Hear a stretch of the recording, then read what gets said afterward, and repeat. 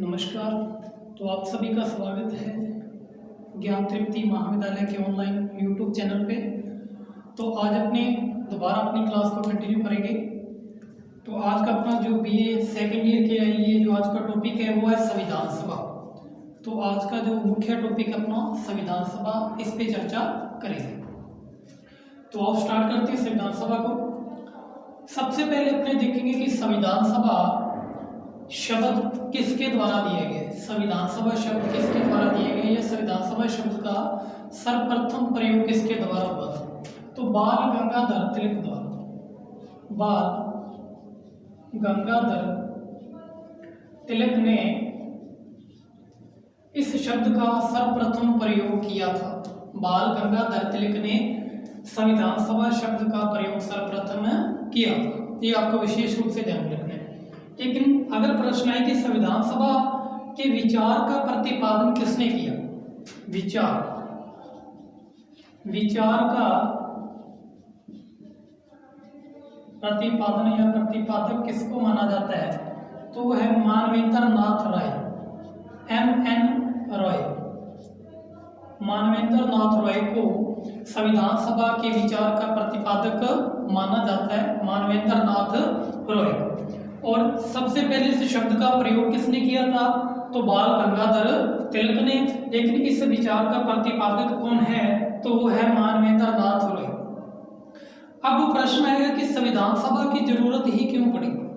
संविधान सभा की जरूरत ही क्यों पड़ी, तो 1927 में जब साइमन कमीशन भारत आता है, 1927 में जब साइमन कमीशन भारत आता है, तो भारतीय नेताओं द्वारा साइमन कमीशन का बहिष्कार कर दिया जाता है। उसमें जो मुख्य दल थे, जैसे कांग्रेस थी, मुस्लिम लीग थी, तो इसके द्वारा जो साइमन कमीशन था इसका बहिष्कार किया गया। तो साइमन कमीशन का बहिष्कार होने के बाद में जो भारतीय सचिव ब्रेकनहेड था, तो उसने भारतीय जितने भी राजनेता थे उनके समक्ष एक चुनौती रखी कि आप अपने संविधान का हमें प्रारूप तैयार करके दीजिए। तो ये सबसे बड़ी चुनौती थी। और इस चुनौती को जो स्वीकार किया था वो मोतीलाल नेहरू ने। और इससे समक्ष एक नेहरू कमेटी भी बनी थी 1928 में। तो उस कमेटी ने अपनी अलग अलग मांगे रखेगी। लेकिन उसके बाद में इनको जितने भी भारतीय नेता थे इनको महसूस हुआ, क्योंकि एक ऐसी सभा या एक ऐसी असेंबली या एक ऐसी परिषद या कि एक ऐसा गठबंधन या कोई एक ऐसा संगठन हो जिसके तहत हम अपने संविधान का क्या कर सकें, निर्माण कर सकें। तो ये शब्द 1931 में सबसे पहले एक अधिवेशन आता है कांग्रेस का, जिसका नाम है कराची अधिवेशन, जिसका नाम है कराची अधिवेशन। कराची अधिवेशन कब होता है, 1931 में। कब होता है, 1931 में। और इस अधिवेशन के अध्यक्ष थे सरदार पटेल। और इस अधिवेशन के अध्यक्ष थे वो थे सरदार पटेल।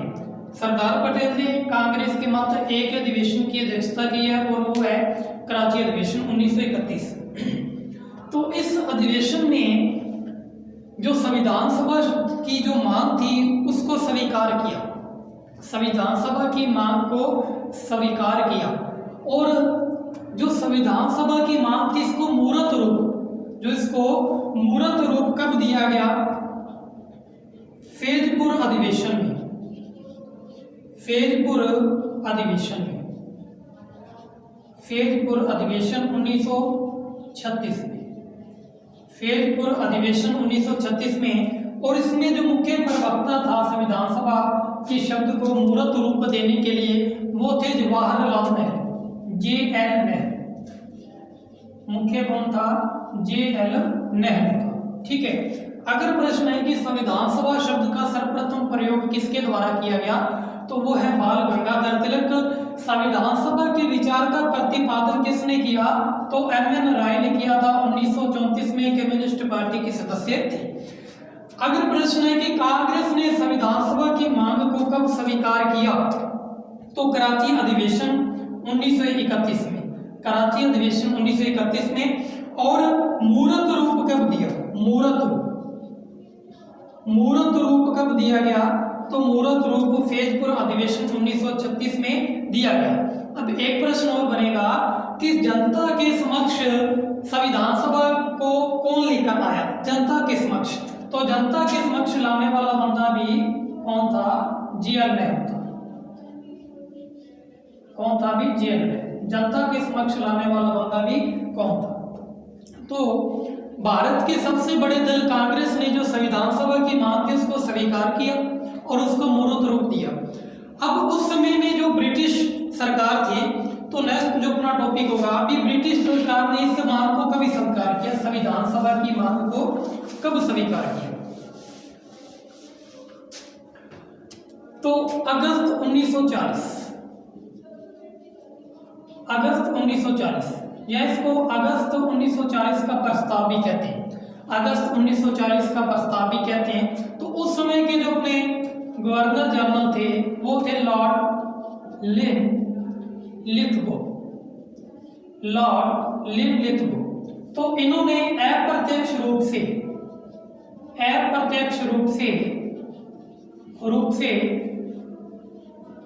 संविधान सभा की मांग को स्वीकार किया।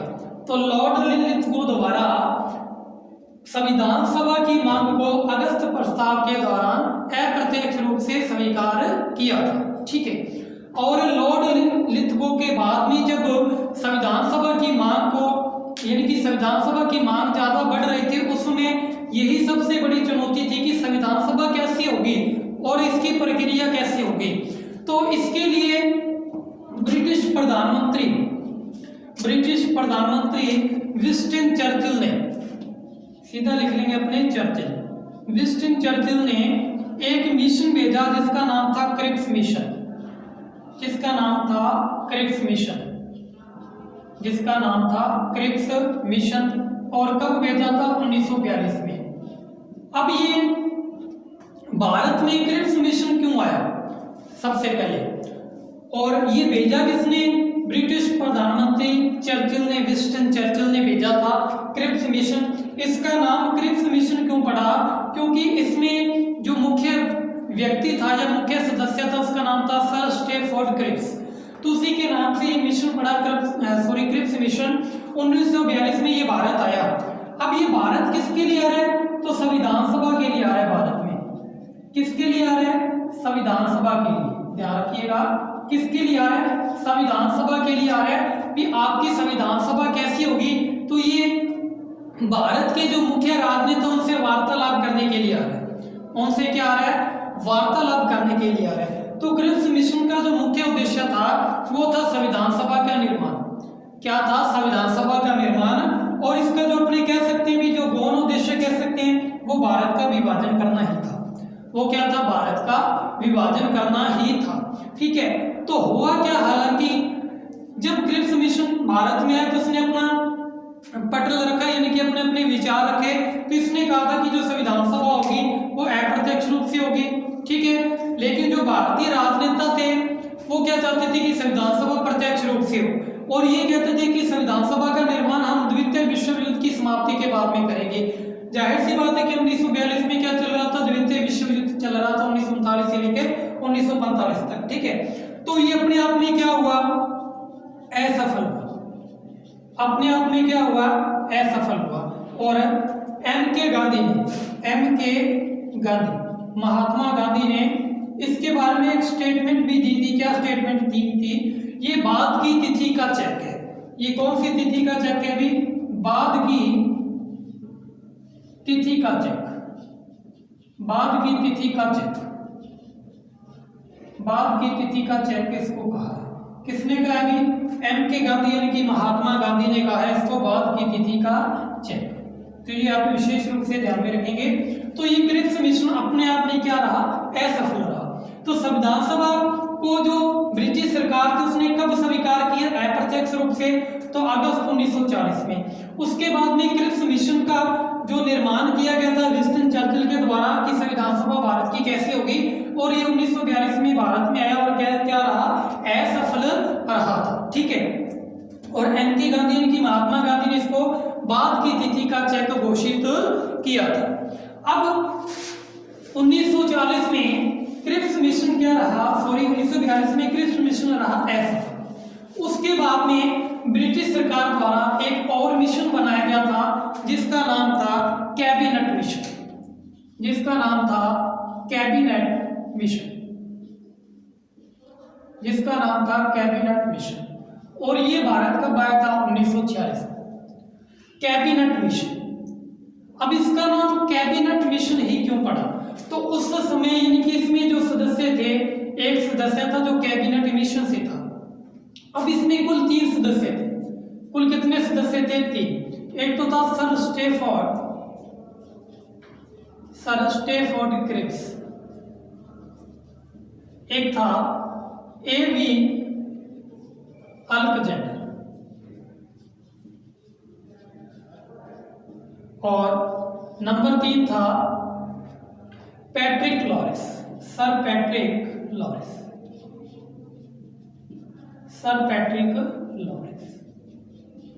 ठीक है।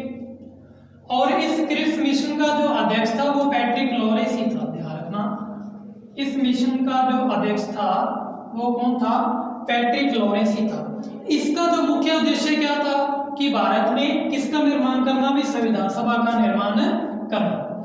अब ये क्रिप्स मिशन जब भारत में है 1946 में, तो इसने अपनी यानी कि अपनी भूमिका रखी। तो इसने क्या क्या भूमिका रखी थी, सबसे पहले इसने संविधान सभा के लिए सीटों का निर्धारण किया। किसका निर्धारण किया, सीटों का या सदस्यों का निर्धारण कह सकते हैं अपने। तो इसने 10 लाख जनसंख्या पे, कितनी जनसंख्या पे, 10 लाख जनसंख्या पे, 10 लाख जनसंख्या पे एक प्रतिनिधित्व होगा। एक क्या होगा, प्रतिनिधित्व होगा। 10 लाख जनसंख्या पर एक प्रतिनिधित्व होगा। और संविधान सभा का जो प्रारूप होगा, जो आधार होगा, क्या कह सकते हैं अपने, आधार। वो आधार कैसा होगा, वो वयस्क मताधिकार पर नहीं होगी, वयस्क मताधिकार पर नहीं होगी,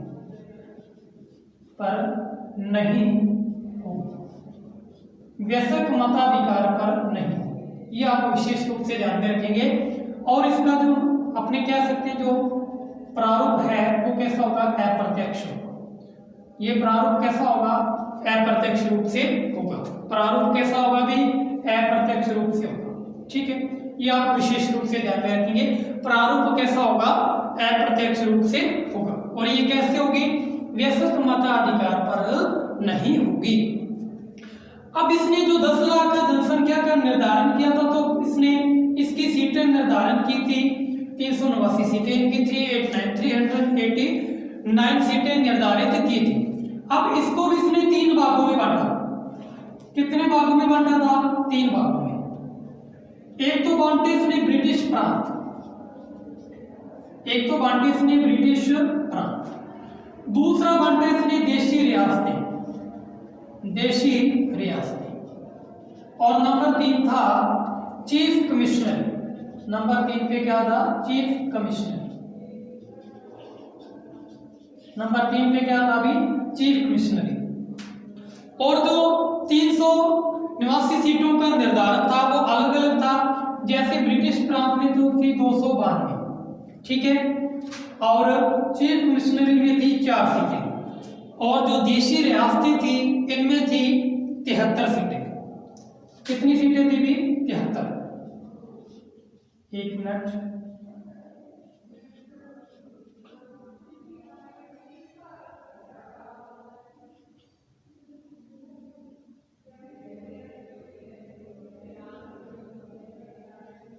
सॉरी 93 सीटें। कितनी सीटें थी भी, 93 सीटें थी, ध्यान रखना। ब्रिटिश में कितनी सीटें थी भी, 292। देशी रियासतों में कितनी थी, 93। और चीफ कमिश्नरी में कितनी थी, 4 सीटें थी। अब चीफ कमिश्नरी कौन कौन सी थी, तो अजमेर, मेरवाड़ा और बलूचिस्तान और कुर्ग और डी का दिल्ली, यानी कि ABCD। कुर्ग पड़ता है कर्नाटक में, बलूचिस्तान पाकिस्तान में, अजमेर मेरवाड़ा यानी कि राजस्थान में, और दिल्ली यानी कि दिल्ली केंद्र शासित प्रदेश, और कुर्ग है कर्नाटक में। तो ABCD ये तो होती थी चीफ कमिश्नरी, यानी कि चीफ कमिश्नरी जो क्षेत्र था उसके अधीन में। देशी रियासतों में जो सदस्य चुने गए थे वो चुने गए थे राजाओं द्वारा, और ब्रिटिश प्रांत में यानी कि सीधे ब्रिटिश शासक ब्रिटिश सम्राट द्वारा क्या थे, मनोनीत थे 292 सदस्य। तो कुल इनकी सीटों का निर्धारण था 292 ब्रिटिश प्रांत, 93 देशी रियासतें, और चीफ कमिश्नरी 4 थी ABCD, A से अजमेर, B से बलूचिस्तान, 3 से कुर्ग, D से दिल्ली। अब उसके बाद में विधानसभा के लिए चुनाव करवाया गया। क्या करवाया गया? विधानसभा के लिए चुनाव। तो विधानसभा का जो चुनाव हुआ था वो जुलाई 1946 में हुआ था।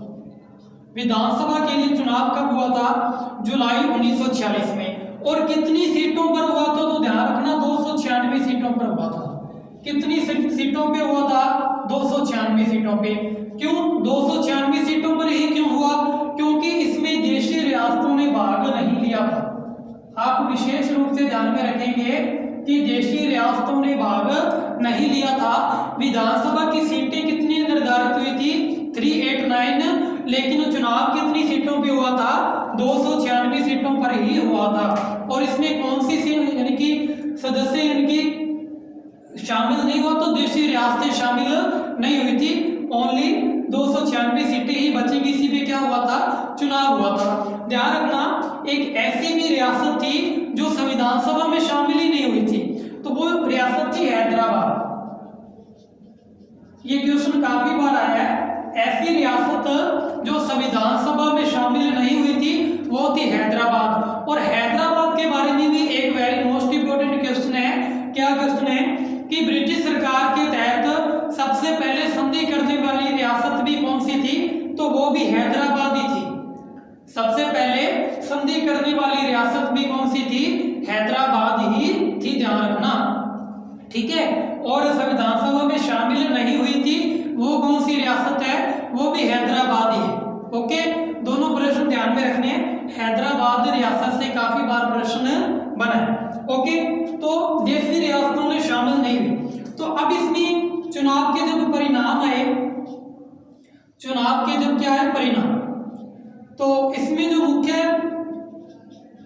दल थे वो थे मुस्लिम लीग और कांग्रेस। अब इसमें कांग्रेस को 296 से 208 सीटें मिली। कितनी सीटें मिली? 208 सीटें। और मुस्लिम लीग को मिली थी 73 सीटें। और निर्दलीय को मिली थी 8 सीटें। और जो अन्य दल थे 7, और उनको एक सीट मिली थी। कितनी सीटें मिली थी भी? एक सीट मिली थी। तो टोटल 296 सीटें। सबसे ज्यादा बहुमत किसको मिला? कांग्रेस को मिला 208 सीटें। दूसरे नंबर पे मिला था मुस्लिम लीग को 73 सीटें। तो यही कारण रहा मुख्य, भारत के विभाजन का मुख्य यही कारण रहा कि जब संविधान सभा के चुनाव हुए तो इसमें कांग्रेस को अल्पमत मिलना, मुस्लिम लीग को क्या मिलना? अल्पमत मिलना। और इनको लगा कि हमारी जो इस देश में स्थिति है वो क्या भी थोड़ी गंभीर स्थिति है, हमारे इस देश में क्या नहीं बचा कि वर्चस्व यानी कि बहुमत नहीं बचा है। तो अगले ही कुछ दिनों बाद 16 अगस्त को, अगर आपको याद हो तो 16 अगस्त को 1946 ईस्वी में, 16 अगस्त 1946 ईस्वी में मुस्लिम लीग द्वारा प्रत्यक्ष कार्यवाही दिवस मनाया गया था। प्रत्यक्ष कार्यवाही दिवस मनाया गया था। प्रत्यक्ष कार्यवाही दिवस मनाया गया था मुस्लिम लीग द्वारा, ठीक है। उसका परिणाम क्या निकले? पूरे भारत में क्या हुए थे? सांप्रदायिक दंगे हुए थे। पूरे भारत में क्या होते भी? सांप्रदायिक दंगे हुए थे। तो दोबारा रिपीट कर लेते हैं अपने कैबिनेट मिशन अति महत्वपूर्ण है। कैबिनेट मिशन में 3 सदस्य थे, सर स्टेफर्ड क्रिप्स, एवी अलेक्जेंडर और सर पैट्रिक लॉरेंस, जो इसका क्या था? अध्यक्ष था। अब इसने सीटों का निर्धारण किया था 10 लाख जनसंख्या पर एक प्रतिनिधित्व होगा। और इसका आधार कैसा होगा? वैश्विक मताधिकार पर नहीं होगी। Very most important. और और चुनाव कैसा हुआ था? अप्रत्यक्ष रूप से हुआ था। और इसमें कुल सीटें कितनी निर्धारित की थी? 389, जिसमें से 292 ब्रिटिश प्रांत थे और देशी रियासतें 93 थी और 4 चीफ कमिश्नरी थी, ABCD, A Ajmer, B Balochistan, C Coorg, D Delhi.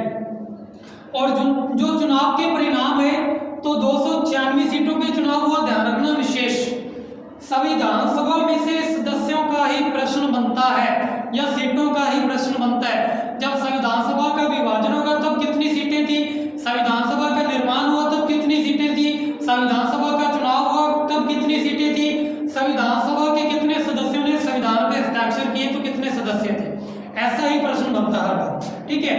और परिणाम में क्या हुआ? कांग्रेस को 208 सीटें, मुस्लिम लीग को 73 सीटें, निर्दलीय को 8 सीटें और अन्य को 7 सीटें मिली थी। और हैदराबाद ऐसी रियासत थी जो संविधान सभा में शामिल नहीं हुई थी। ठीक है। और सबसे पहले संधि करने वाली भी हैदराबाद ही रियासत थी। अब अपने नेक्स्ट, तो कांग्रेस की सरकार बन गई थी। ठीक है भाई, प्रत्यक्ष रूप से कांग्रेस की क्या बन गई भी? सरकार बन गई। इसको 208 सीटें मिली। कितनी सीटें मिली भी? 208 सीटें। तो एक अंतरिम सरकार का गठन हुआ था, अंतरिम सरकार का गठन, अंतरिम सरकार का गठन कब हुआ था? तो 2 सितंबर को, 2 सितंबर 1946 ईस्वी को अंतरिम सरकार का गठन हुआ था। ये भी ध्यान रखना है। और अंतरिम सरकार के गठन में अध्यक्ष कौन था और उपाध्यक्ष? अंतरिम सरकार के गठन में अध्यक्ष और उपाध्यक्ष। अध्यक्ष तो लिखोगे आपको माउंटबेटन, लॉर्ड माउंटबेटन, और उपाध्यक्ष था जवाहरलाल नेहरू। और कुल मंत्रिमंडल में 14 सदस्य थे। कुल मंत्रिमंडल में कितने सदस्य थे? 14 सदस्य थे। ध्यान रखिएगा, कुल मंत्रिमंडल में कितने सदस्य थे? 14 सदस्य थे, जो अंतरिम सरकार का गठन हुआ था। और जो अंतरिम सरकार बनी थी इसने 28 माह तक शासन किया था। कितने माह तक? 28 माह शासन करने के बाद इन्होंने इस्तीफा यानी कि त्याग पत्र दे दिया था। 28 माह तक इन्होंने क्या किया था? शासन किया था। ध्यान रखिएगा, 28 माह तक इन्होंने क्या किया था? शासन किया था। इसमें माउंटबेटन अध्यक्ष थे और उपाध्यक्ष जवाहरलाल नेहरू थे। अब 2 सितंबर को अंतरिम सरकार के गठन के बाद में संविधान सभा के अधिवेशन बुलाए गए। क्या बुलाए गए? संविधान सभा के अधिवेशन। संविधान सभा की बैठक कह सकते हैं या अधिवेशन कह सकते हैं। बैठक कह सकते हैं या अधिवेशन कह सकते हैं। ठीक है। तो प्रथम ये हुआ था 9 दिसंबर को, 9 दिसंबर 1946 ईस्वी को, 9 दिसंबर 1946 ईस्वी को। और इसके जो अध्यक्ष थे, अध्यक्ष कैसे थे? अस्थायी थे। ध्यान रखना, अध्यक्ष कैसे चुने गए थे? अस्थायी। कौन चुने गए थे? Doctor Sachchidananda Sinha, doctor Sachchidananda Sinha. और ये कहां से थे? बिहार से थे। कहां से थे ये? बिहार से। और उपाध्यक्ष भी चुने गए थे।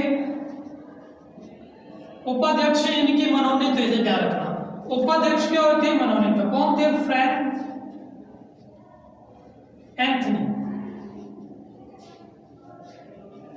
ठीक है, कौन थे? Frank Anthony. ये क्या होते? मनोनीत हुए थे। और अध्यक्ष निर्वाचित हुए थे डॉक्टर सचिंदानंद सिन्हा, अस्थायी रूप से। तो इसमें कुल सदस्य थे, प्रथम बैठक में 911 सदस्य थे।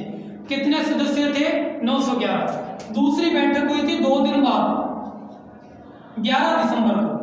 कितनी दिसंबर को? 11 दिसंबर 1946 को। इसमें स्थायी अध्यक्ष चुने गए। क्या चुने गए थे? भी स्थायी अध्यक्ष।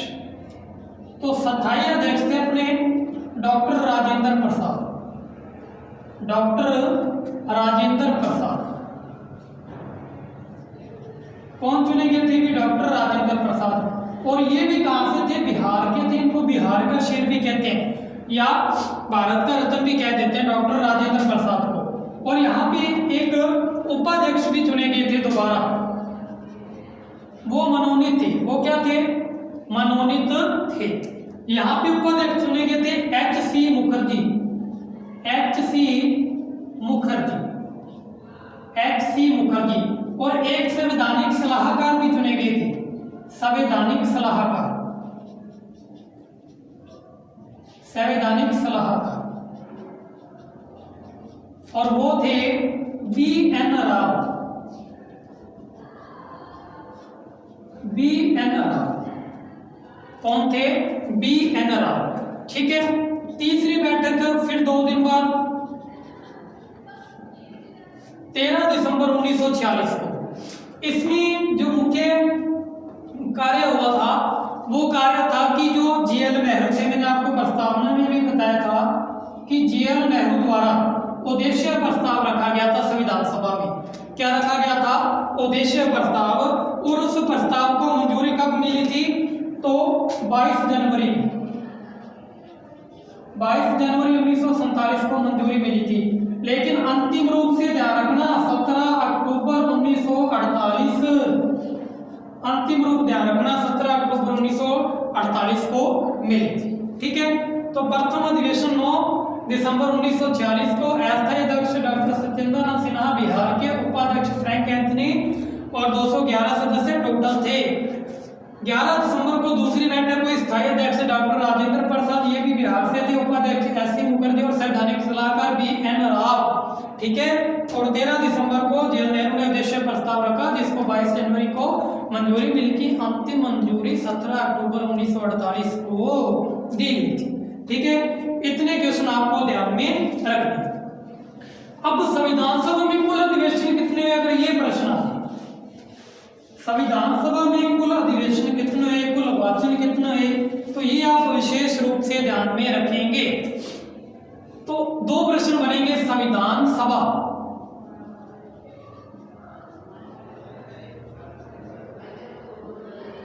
संविधान सभा के लिए या के निर्माण के लिए, या आप सीधे लिखेंगे संविधान सभा के लिए। संविधान सभा के लिए 11 अधिवेशन हुए थे। ध्यान रखना, कितने अधिवेशन हुए थे? 11। अगला प्रश्न है जी, संविधान निर्माण के लिए कितने अधिवेशन हुए थे? दोनों बातों में अंतर है। संविधान निर्माण के लिए तो फिर आंसर होगा 12 अधिवेशन। क्या आंसर होगा? 12 अधिवेशन। ठीक है। संविधान सभा के लिए 11 अधिवेशन हुए थे, संविधान निर्माण के लिए 12 अधिवेशन हुए थे। ठीक है। 24 जनवरी 1950 कौन सी तारीख है? 24 जनवरी 1950 ईस्वी को अंतिम अधिवेशन था। और इसमें डॉक्टर राजेंद्र प्रसाद को भारत का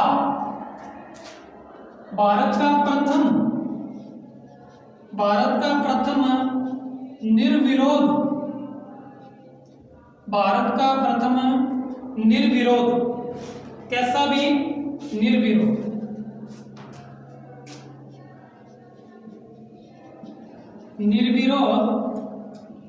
निर्वाचित प्रधानमंत्री राष्ट्रपति चुना गया। निर्वाचित राष्ट्रपति चुना गया। ध्यान रखना, निर्वाचित की बात हो रही है। और कैसा निर्विरोध? भारत का प्रथम निर्विरोध राष्ट्रपति था डॉक्टर राजेंद्र प्रसाद। दूसरा कौन है? नीलम संजीव रेड्डी, जो भारत का सबसे युवा राष्ट्रपति था। ठीक है। तो इनको चुन लिया गया था। ओके, ये आपको ध्यान में रखना। आपको पता होगा कि वायसराय का पद समाप्त करके राष्ट्रपति का पद लाए थे। वायसराय का पद समाप्त करके किसका पद लाए थे? राष्ट्रपति का। तो थोड़ा सा मैं प्रकाश उधर भी डाल देता हूँ, ये वायसराय पे भी थोड़ा सा प्रकाश डाल देता हूँ। कैसे? भारत का प्रथम गवर्नर जनरल, या सीधी बात कर लें भी बंगाल का प्रथम गवर्नर जनरल कौन था? बंगाल का बोल रहा हूं मैं, बंगाल का। तो मेजर मुनरो था। मेजर मनरो, ध्यान रखना। भारत का प्रथम governor general Warren Hasting,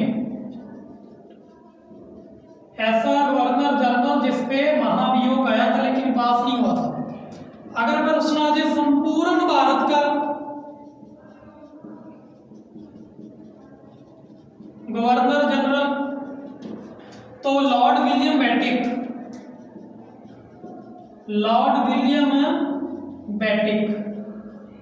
okay, Bharat का प्रथम governor general viceroy, governor general viceroy की बात हो रही है, इनकी भारत का प्रथम वायसराय, तो लॉर्ड कैनिंग। कौन था अभी? Lord Canning. 1856 से 1862 तक है, ठीक है। वायसराय गवर्नर जनरल प्रथम। भारत का ऐसे लिखना, स्वतंत्र भारत का, स्वतंत्र भारत का प्रथम गवर्नर जनरल वायसराय, प्रथम गवर्नर जनरल वायसराय, प्रथम गवर्नर जनरल वायसराय स्वतंत्र भारत का प्रथम, ठीक है। तो उसका नाम है लॉर्ड माउंटबेटन, माउंटबेटन। अब प्रश्न आ जाए भारत का अंतिम गवर्नर जनरल वायसराय,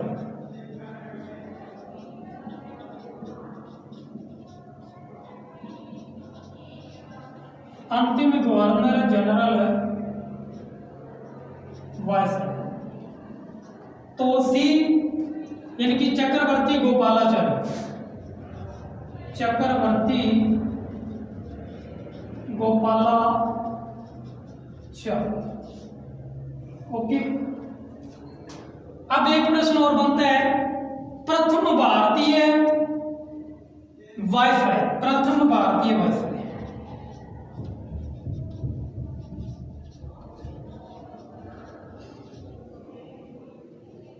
यानी कि भारत का ऐसा व्यक्ति जो प्रथम वायसराय बना हो, तो उसका आंसर भी सी चक्रवर्ती गोपालाचार्य ही होगा, सी चक्रवर्ती गोपालाचार्य ही इसका आंसर होगा।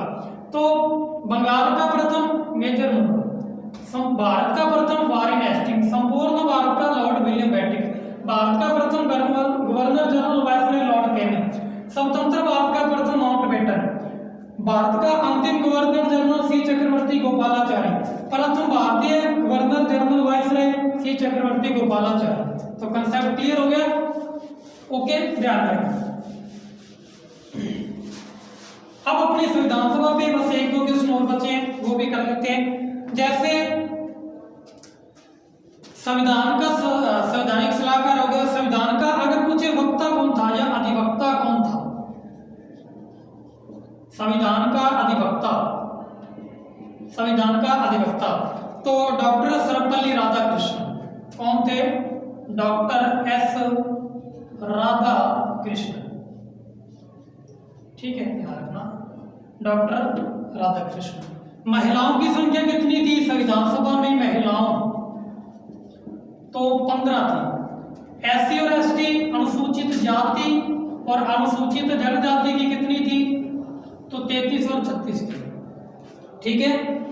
और जब 26 नवंबर 1949 ईस्वी को संविधान बनकर तैयार हुआ था, तो कितने सदस्यों ने हस्ताक्षर किए थे? तो 284 सदस्यों ने। ध्यान रखना, कितने सदस्यों ने हस्ताक्षर किए थे? हस्ताक्षर, हस्ताक्षर बहुवचन, हस्ताक्षर किए थे तो 284 सदस्यों ने। कितने में से? 299 में से 284 याद रखना। ओके, तो संविधान सभा का जो अंतिम प्रारूप था वो 24 जनवरी 1950 ईस्वी तक था, बाद में इसको संसद के रूप में बदल दिया गया था। तो ये अपना संविधान सभा टॉपिक था। आशा करता हूं कि आपको समझ में आया होगा, ना समझ में आया हो तो आप कमेंट कर सकते हो, ठीक है। धन्यवाद।